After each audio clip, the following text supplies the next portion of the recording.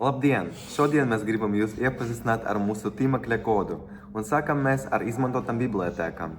Kad atverat savu lietotni app.spy, vispirms ir jāsaprot, kuras bibliotēkas izmantot koda darbībai.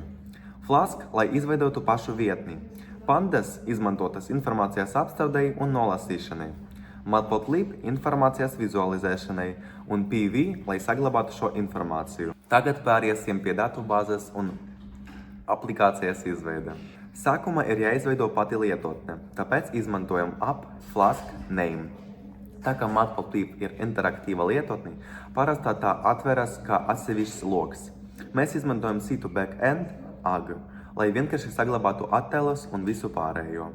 Tālāk ir jāizveido pati datubāze, kura tiek saglabāta informācija, un tas ir DB Squid databāze, un iekavas ar datubāzes nosaukums.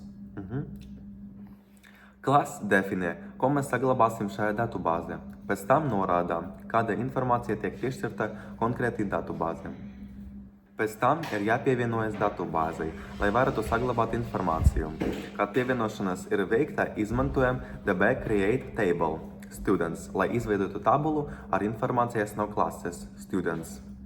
Tagad pāriesim pie daļas tīmekļa vietnes. Mēs sākam ar pašu galveno lapu upload.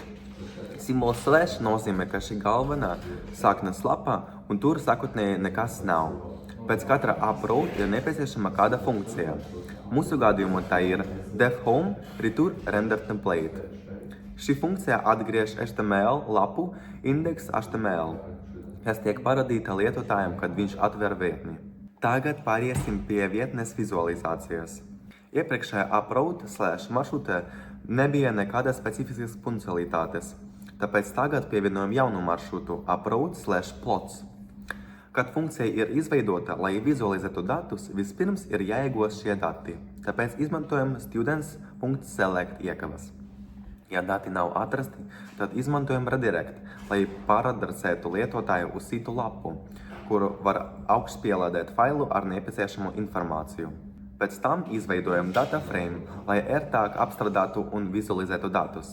Tālāk sākas grafiku izveide, izmantojot Matplotlib. Pirmais ir PLT figure, kas inicializē vizualizācijas izveidi. Otrais ir PLT hist, kas izveido pašu histogrammu. Un trešais tas ir citi grafiki, kuri tiek veidoti līdzīgā veidā. Lai saglabātu attēlu, izmantojam plt.savefig. Pēc tam jāizver vizualizācijas process, un tas ir plt.close. Pēc tam augšpielādējam pašu failu, izmantojam parametru upload. Kad apmeklējam mūsu tīmekļa vietni upload, tiek parādīta attiecīga informācija. Post nozīmē, ka vietne saņem kādu informāciju. Ja pieprasījumam pievienojam failu, tā tiek ņemta no augšpielādēta faila. Ja fails ir atrasts, mēs to saglabājam un nolasa ar pandas. df pd.read csv. Šis fails tiek nolasīts un tā dati tiek izmantoti turpmākajā apstrādē. Tālāk no sākotnējās datubāzes izdzēšam vēstus datus, lai nebūtu nevajadzīgas informācijas.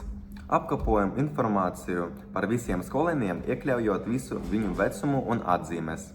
Un pāradresējam uz plots, lai publicētu šo failu un vizualizētu datus. Nākamais tas ir render template.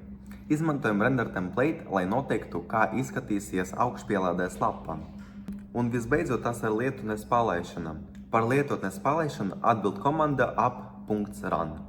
Šādi tiek palaista Flask lietotne un sāk darboties tīmekļa vietne. Paldies!